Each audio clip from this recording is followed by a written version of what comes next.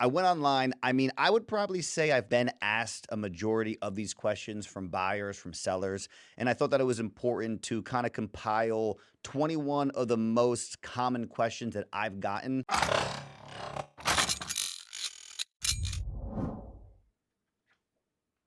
Gucci. All good. Hey, what's going on, everyone? Welcome back to the Closing with Corey podcast. This week, we are kind of switching things up a little bit. I actually realized today on the way here that the name of this podcast is going to be 21 Questions. And my OCD is kicking in a little bit because it's episode 19. It probably would have made a lot more sense to do it for episode 21, but it is what it is. I'm not going to focus on that too much.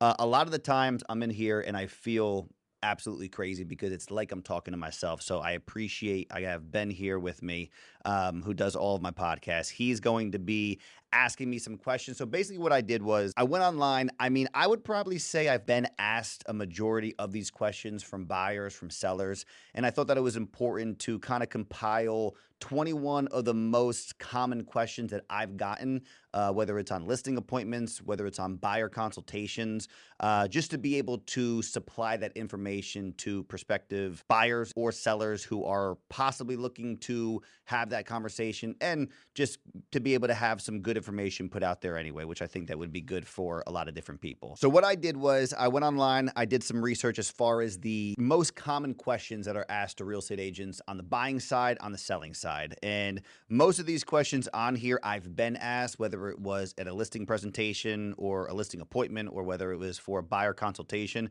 And I figured it would be great to compile all of that information onto one sheet of 21 questions and to be able to just supply that information to whoever may find it useful. So again, I have Ben here who does all of my podcasts with me. So I won't just be talking to myself. It's going to be fun having someone ask me these questions. You know, I've looked through them. I didn't want to be too prepared or have anything too scripted for these conversations, or for these questions, I should say. So some of them are very simple answers, and some of them I'll kind of go into a little bit. But I'm going to answer them as if it was a buyer asking me at a consultation, or for a listing appointment for a seller. So, Ben, take it away from me, my friend. All right, let's get started. What are the most effective ways to advertise real estate properties to prospective buyers? This one, obviously, on the selling side, the most important thing and the most effective thing for advertisement comes into pictures. When it comes down to pictures for a new listing, it's literally, I use the analogy that it's like a dating app. So if you go onto a dating app these days, and if you are starting to look through pictures, that's the first thing that your eye is going to be drawn to, and you're going to start swiping either left, swiping right, however the hell they work these days. But mainly the pictures and the presentation onto the market, and that first impression is the most important thing on how to advertise a property, because that's going to hopefully get them to either reach out to their agent or to reach out to the listing agent for more information. And then all you are trying to do is to utilize that advertisement through the pictures and through any other means of video to be able to get them through the door to have a showing. What information do you think is the most important when you're creating a new listing on the MLS? MLS wise is great because the MLS has all of the information that a buyer is going to have questions on. So obviously things like the listing price is going to be important, the bedrooms, the bathrooms, the style of the home. What a lot of people don't realize is that you want to create the MLS that is going to be received the best by buyers. So a lot of these buyers are actually on automated systems where their agent that they're working with is actually sending them properties. So you want to make it as broad and as encompassing as possible to be able to reach out to the most amount of buyers possible. You want to be able to have enough information where you are advertising and you are getting in front of the right buyers, and enough information also as well too that there could be potential buyers in and around that price range that it could appeal to, basically. And this is just for me. What does the MLS stand for? Multiple listing service. So or multiple listing system, depends on whatever it is. So the MLS in New Jersey, there's, I want to say 6 of them. There's Garden State MLS, there's Central Jersey MLS, Middlesex. So depending on where you are in New Jersey will depend on what MLS you're technically being listed to. When you list it onto the MLS, that's where Zillow picks up the listing. That's where Realtor.com, Trulia. So the MLS is like the first line of defense, and then it gets shot out to all these other companies. Yeah, yeah. What did you do to prepare properties for open house events? Open houses are fun. You are entertaining as many people as possible. After the COVID times, where it was like either one or two groups at a time, and it's back to the time to where you can have multiple groups in there. In preparation, you want to have that house look as close to the pictures as possible. So you go through on the day before, you do another declutter, you do another deep cleaning, you make sure that the house smells good. Listen, there's an old tale that you're supposed to bake cookies before an open house to have like the smell of baked cookies and stuff. As long as the house smells good and doesn't smell bad, I think that you're going to be in good shape. But you want to make sure that the house, again, looks as close to the pictures as possible, because the last thing that you want to have these buyers say is like, wow, like this place looks nothing like it did online. Yeah, I'd buy a cookie smelling house for sure. I say this respectfully. The older generation, that was like one of those things where it's like bake cookies before your showing starts, and I'm like, listen, sure, if you want to, if you want to bake cookies, be my guest. What training and experience do you have that qualifies you as a real estate agent? In-person training is, I think, the key to success in this business. Obviously, any real estate agent every 2 years, they have to do their continuing education, all that type of stuff. That's great to be able to, know different laws and know all of like the internal information that you need to know as an agent in real estate to be able to practice it to the best of your ability and to make sure that you're doing right by your clients. But the in-person experiences that I've had with clients and with buyers and with sellers, and I think there's some questions coming up that will kind of dive a little bit deeper into that. That's where every agent that I know that is a successful agent, that's kind of where they're above a lot of the competition, just because of their experience with people, which is going to allow them to be so knowledgeable on how to handle those experiences with other buyers, with other agents, with other sellers as they kind of come up a little bit more in the future. What's your process for organizing and prioritizing your appointments to ensure you consistently arrive prepared and on time to client meetings and showings? The appointment thing is always fun because I could have 3 appointments in a day, or I can have 33 appointments in a day. And that's a little bit of exaggeration. But the main thing is that I make this joke a lot that if there's one client that is 10 minutes behind, I could be as prepared as possible for all 15 appointments, and it's going to back everything up. So in preparation, you try to leave as much time as possible in between showings. After one set of showings, I know how long my buyers are going to need in showings, whether it's going to be their 15-minute buyers to where they get there and they're like, okay, let me check this out, check that out. They may be 45-minute buyers where they are a little bit slower. They're asking more questions, which I'm totally fine for. Or they may be 5-minute buyers to where they pull up and they're like, I could already tell you I'm not going to like this. Let's just go to the next one. Or I can already tell you this is the one, and then they're in and out in 5 minutes. So depending on the clients, depending on if it's a listing appointment, if it's a showing situation, the time frame in between, you have to calculate that all into effect before you go in to do those. And outside of that too is that in preparation for those appointments, I try to have the seller's disclosure available. So if they have questions as far as like, what's the age of the roof? What's the age of this? What's the age of that? That's going to be ready to go. I try to have, if I'm in an area that I'm not too familiar in, I'll be able to look the night before as far as some of the comps. So then this way I'm at least knowledgeable enough to be like, hey, the house down the street, same type of layout, sold for this amount of, just so you have an idea price point wise. So there's a lot that goes into being prepared for these types of things, and I try to do my best. What's your process for building a strong client base? Communication, honesty, and making sure that my people are comfortable. And I think that I've tried to do that with every single person. And as I've gotten more experience in this business, I've realized that communication factor and that honesty factor is such a pivotal point of that process, is just letting people know, like, I don't want to set this expectation super high and then come underneath it. I want to be able to set a realistic expectation, and if I can, be able to do enough to exceed their expectations. But I think just not looking at a client as a paycheck, not looking at them as like, okay, let me just get to the closing table and that's it. Actually caring for their situation, caring for the things that they're going through, their personal stuff. Everyone's got something that they have going on. So just trying to cater to them as much as possible. Are there any essential resources you share with your buyers to help inform them during their house hunting experience? Not really. Aside of the MLS, aside of the fact that, resources where it comes down to like knowing the areas and knowing the towns that I'm going to, knowing if there's a shopping center close by, knowing if, anything that I know about the location is going to be ideal. Things that are maybe silly and things like, is the garbage included in taxes? And like that's something that people don't even realize. Or where's the bus stop for my kids? And things like that I've asked for other clients that may not even be something that they think about, but it may have an effect on them after they buy the house. And they're like, oh man, I totally didn't even realize that the closest Home Depot is 45 minutes away or something. So just trying to over disclose as much as I possibly can to try to get them understanding what, where they're at, what they're buying, and the location that they're at as well. And does that sometimes take an evaluation of like who they are as people, what kind of lifestyle they have, family sort of stuff, and then from that you can be like, okay, do you, this might be something that interests you in this area, like, and therefore that aids you into. Yeah, definitely. Because like after one or two showings, like some of the questions, like if it's a couple or whatever it is, I can pick up on some of the questions that's being asked, so I can kind of almost figure out, all right, this is going to be maybe important to them, or that's going to be important to them, or if they have kids, then that bus stop question, or if they don't have kids, like a daycare question. Does the kindergarten offer full time preschool, or all these things that they may not even realize. Do you use social media or other sites to sell houses, buildings, or other properties?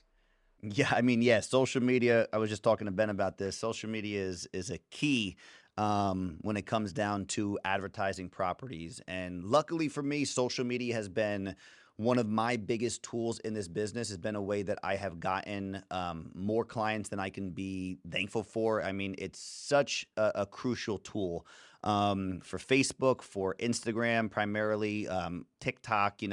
But those two databases and those two resources, like you need to think about, like if you post a video and it's in front of an extra 3,000 people, how likely is it that one of those people may have a friend or a parent or someone who may be interested in that property and want to reach out? Same thing on the buying side. It's just it's crucial for this business, and especially for like the expansion of what I'll be trying to do in 2024.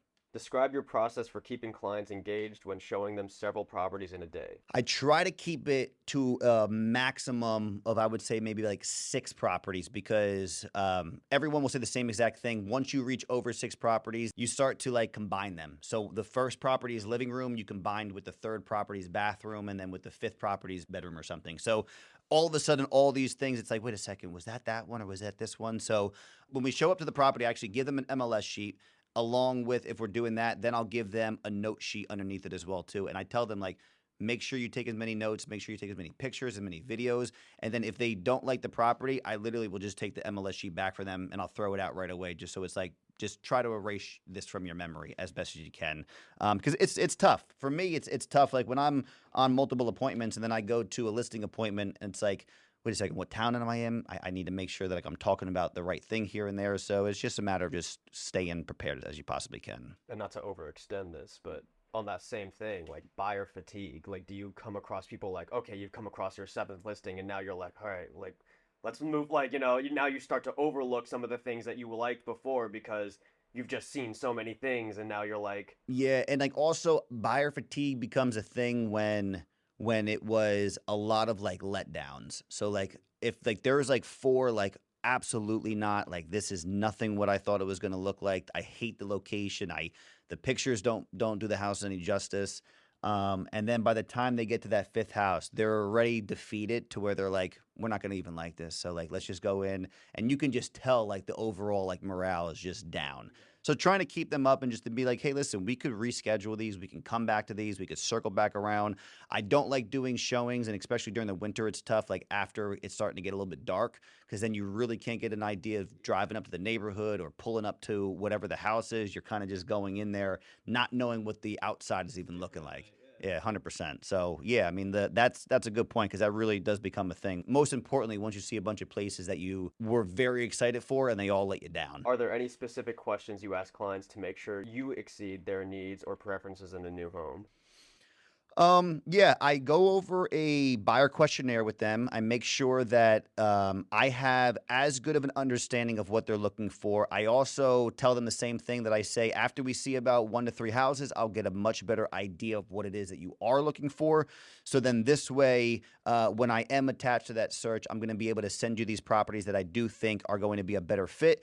And then I'll give them my opinion after a while. So if I know that they absolutely 100% need a basement in their house.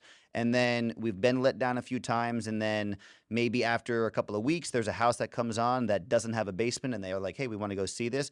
I'll go show them the property, but I'll also remind them, like, listen, from our first day, like needing a basement was like a necessity. You did not want to have a house that didn't have a basement. This does not have a basement. Are you sure you're okay? And 9 times out of 10, they're like, you're absolutely right. Like, we don't want to settle for anything less. So, as far as their expectations, I know what it is that they're looking for after a certain point, and I want to make sure that they're getting what it is that they're looking for, and they're not just trying to settle. And the next thing you know, they're buying something that essentially that they're not going to really, love long term. Tell me about your experience creating virtual or video tours to show a property to remote buyers. This used to be a thing on the, again, COVID era, but the virtual tours and the videos for remote buyers aren't as big of a thing as they were before.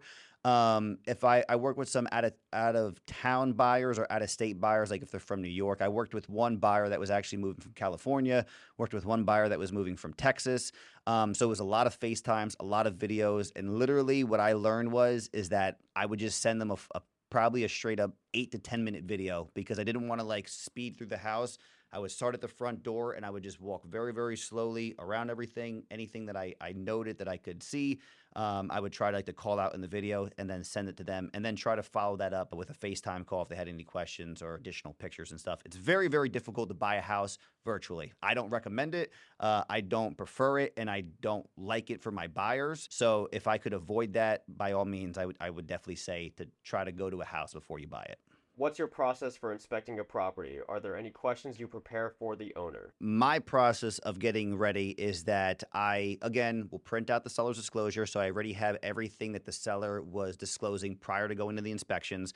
I have a phone call with my buyers the night before, and I also send them a video because I tell them that tomorrow on inspection day, it's a very, very stressful day. I think I actually did the videos here with you, Ben. I say to them, it's a very stressful day. You literally hired somebody to go in there and pick apart your house. And that's what their job is. But it's very stressful when you're buying a home and this guy is coming in and saying, hey, just so you know, this is wrong, that's wrong, that's wrong, that's wrong. I just tell them that it's going to be a stressful day. I prepare them that way. I say, hey, bring a notepad, bring a measuring tape because this is your time to measure things as well too. Have this be your day of really learning about your house. Anything that's major that comes up, we're going to address one way or another. We'll figure it out. But just know that it becomes a little bit overwhelming when someone's telling you everything that's wrong with this house. Do you have a list of referrals? Simple answer, yes. And I've modified that list over the years of the people that I've worked with that I'm almost stingy, I guess is a good word, as far as the referrals that I send out at this point. Just because I want to make sure that if I'm referring somebody, I want them to do right by the people that I am working with. So over the years, I've changed it around a little bit. I've condensed it. I've expanded it in different areas. But yes, I have a list that it's always going to be changing. Corey, the people want to know how often and when are you available? I actually, funny enough, I do get this question asked quite often, and I say the same thing every single time. I am in a business that I need to be available at all times. I have a work-life balance, but I also know too that if there's something important that a buyer or a seller is looking for, or just in general, like these transactions, like they don't have a time frame. Like it's not a 9 to 5. So it's not to where they start at 9 and they clock out at 5 and I don't hear from them. It's actually the opposite because a lot of the times when people are working, and then they get off of work, then all these questions start circulating. Long story short, I'm always available. If someone texts me at 6 o'clock in the morning and I'm not through my routine yet, or I didn't get, my daughter's ready in the morning and breakfast made, will I maybe respond back after an hour and a half? Sure, but I promise you that I will answer your questions. We'll get everything figured out. Unless, obviously, if the house is burning down or something, I'm going to be there and I'll drop everything. But for the most part, all of my clients respect my home life and my personal life, which I really, really do appreciate. And I also know, too, that I'm in a position where I have to be as readily accessible as possible. How many clients are you currently representing? This is a tough one because my MLS auto emails, I probably have like 35 buyers right now. Out of those 35, not every single one is actively looking. There's some that are kind of looking, maybe once every 6 months. There's some that are just wanting to know what the area is like. So if I meet somebody, they're like, hey, I want to buy a house in a year, I'll typically set them up on a search just so they can see what the movement is like in that area over the course of the next 12 months. So actively looking buyers, probably about anywhere from maybe like 14 to 15. And then a lot of people that are just kind of just getting an idea of the market itself and getting ready to jump in eventually. Selling wise too, same thing, probably have maybe 6 to 8 homes that are going to be getting listed over the next 3 months. It's always changing. It's not something to where I'm spreading myself too thin. It's always where it's calculated to where I don't want to ever overwhelm myself. Has anything ever gone wrong in a deal, and how did you handle it? I could do an entire podcast just on that question. Every deal, something quote unquote goes wrong just because when you're looking at a contract and everything is always black and white, there's a gray area of real estate. And honestly, a real estate transaction is mainly operating in that gray area. After you guys agree on the price point, after you agree on the terms, everything else becomes the gray area that you're trying to make sure that those terms and that price point and that contract can still go through while everything else has to be done. So plenty of stuff has gone wrong. On my buying side, I try to do the right thing. Number one, I try to give them the best possible advice in that situation. I am not a pushy, sales pitchy type of agent. So if something is going wrong and my buyers are on the short end of it, normally when it comes down to inspections or something, I'm going to tell them like, listen, I agree with you on all of this. I may give my opinion that we could be a little bit more flexible on this side. Same thing on the selling side. I'm going to give my honest opinion, and I'm going to always have their best interests in mind when we're having those types of conversations. So a lot of the times too, emotions run crazy when you're going through a transaction. So I understand that, you kind of turn on your therapist switch a little bit just to be able to say, hey, listen, I get it. There's a lot that's going on here. So let's kind of work through that just so we don't make any irrational decisions that are then going to set us back. How will you help me prepare my home to sell? The preparation portion of the home selling process is always important because decluttering, going through the listing presentation, going through your entire home room by room. Typically what I do is I take my phone with me. I ask the permission from the sellers. I say, is it okay that I could take pictures? Because what I'll do is I'm going to get back to my house and I'm going to actually send you a very, very detailed email broken down to let you know what you need to do for each room. I'll be there to help. If there's staging that's going to be involved, which typically there is, staging happens anywhere from 1 to 3 days before pictures. The decluttering, to that question before, as far as the referral list, there's a list of people that if you need work as far as plumbing work, electrical work, painting is always going to be a big one. Little things like the grout in bathrooms and the grout in the kitchens, a deep clean of the house prior to it. So there's a checklist to go through just to make sure that, as I've said before, that first impression of your home is going to be received the best way. So that preparation process is a very, very big deal. Sometimes we have 2 months, sometimes we have 2 weeks, sometimes we have a year to prepare a home. So depending on that time frame is going to be depending on what type of plan we're going to put in place to make sure that the home is ready to go on the listing day. How quickly can you arrange for me to view a home?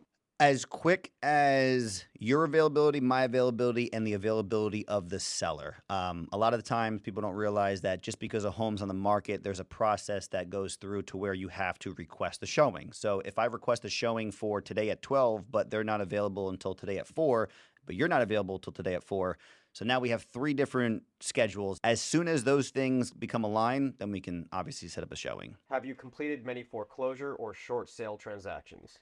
No, I have completed a few foreclosures and short sales. The very bad joke is that a short sale is not short because the process of it is extremely long. They're tough. I mean, I'm not going to go around it. Would I ever shy away from foreclosures or short sales? No, absolutely not. If my buyer wants to check it out, I'll be more than happy to show them. But I'm at least at a point now to where I'm knowledgeable enough to explain to them, hey, just so you know, here's what to expect. Here's how it is. Sometimes with foreclosures or short sales, they don't even have it to where you're directly talking with an agent on the listing side. You're literally just sending over documents to either a bank or wherever these offers are being submitted to. And at the end of the day, price point wise, terms wise, what type of loans are we coming in with? So there's a whole process that goes along with it. So I have completed a couple foreclosures and short sales, and I'm at least at a point to where I can let them know a little bit more information these days. How do you help buyers stand out? I wanted to end on this question because this is a perfect transition to kind of what I'll talk about a little bit next week. But I wish that there was a little bit more magic that I could provide to help buyers stand out. What I try to do and what I feel like I do an okay job at is that my communication with the selling agent is always going to be extremely important. So how am I presenting you guys from day one of a showing? That's going to be very important. Number two is just allowing this listing agent to know all of the strengths that we have in our offer, whether it's the price point, whether it's the terms, whether we're waiving appraisal, whether it's the inspections, the flexibility to close, all of these things that are hopefully going to have us stand out from these other offers. At the end of the day, when a final and best is called on a property, meaning that everyone who is interested in it needs to have their offer, their highest, their best offer, their final offer presented by a certain date and time. When that happens, we do the best that we can to organize everything, to submit everything, to communicate that with the agent, to let them know, hey, if there's anything else that we can possibly do, please let us know. All of that communication is great. But then at the end of the day, and I mean this sincerely because those phone calls to these buyers are the worst phone calls that I make when we don't get an offer accepted. We can't do anything more than what we can do, if that makes any sense. I know it sounds stupid, but whatever your max budget is, whatever you're most comfortable submitting, whatever you can and can't do on that offer, unfortunately, that's all that we can present. And I'm going to present it the best possible way that I can. If we're a mortgaged buyer going up against a cash buyer, it's just tough. It's tough to be in that competitive field, especially if we're up against 20 offers, 30 offers, whatever the case may be. So in helping a buyer stand out, I think that it's just the communication with the listing agent at the end of the day. And I think it's just trying to get them to understand that we are going to try to make this as easy as a transaction as possible. We're going to try to do whatever we can possibly do to make this from start to finish be successful for both sides. But at the end of the day, in this market, in this position that I'm in, I can only do so much, and that's not like a cop out. That's just the reality of the real estate business and the real estate world, is that there's a lot of people that are fighting for their clients. I try to do my best to fight for my people, the best that I possibly can. And I'll do whatever I can do to make them know that you should go with this offer. I respect it if there's another higher one, if it's a money thing that you're looking at, if it's a terms that we can't, exactly match, but trying my best to fight for them to be able to be chosen is always, something that I try, again, to do my best with. So 21 questions. Ben, thank you so much. You're the man. I really appreciate you. I hope that, there was some good information here that whether you're buying, whether you're selling, 2024 is starting off to be a good year. There's a lot of clients that I'm talking to right now that are looking to hop into this market as soon as possible. A lot of sellers that going into that February, March time, you're going to see more listings and stuff coming on. So I figured that this was a good timing for a podcast like this, just to be able to see these questions that I've been asked before. I know that people probably have these questions in their mind. Maybe some of them don't ask me. So a lot of good information on this one. Next week and then the week to follow, there's an agent that I'm trying to get on that is a very successful agent in the Somerset County, Hunterdon County area as well too. So it'll be cool to get different agents on. If anyone wants to hop on as far as being an agent in this business, by all means, I'm always open for a conversation. I think that it's cool to connect with different people to see, how they handle things. And even like some of these questions, everyone can be a little bit different as far as how they may answer these questions. I'm sure for all the agents that I know, which are awesome agents, it'll be pretty similar because I know everyone cares a lot about everyone who they work with. So thank you guys as always. Remember, subscribe, like, comment, do all that good stuff. Reach out with any questions. And 2024, just like we talked about, Ben, a lot more content, a lot more creativity, and just keeping this going into the remainder of this year. So I'm excited. Appreciate you guys. Ben, thanks again, man.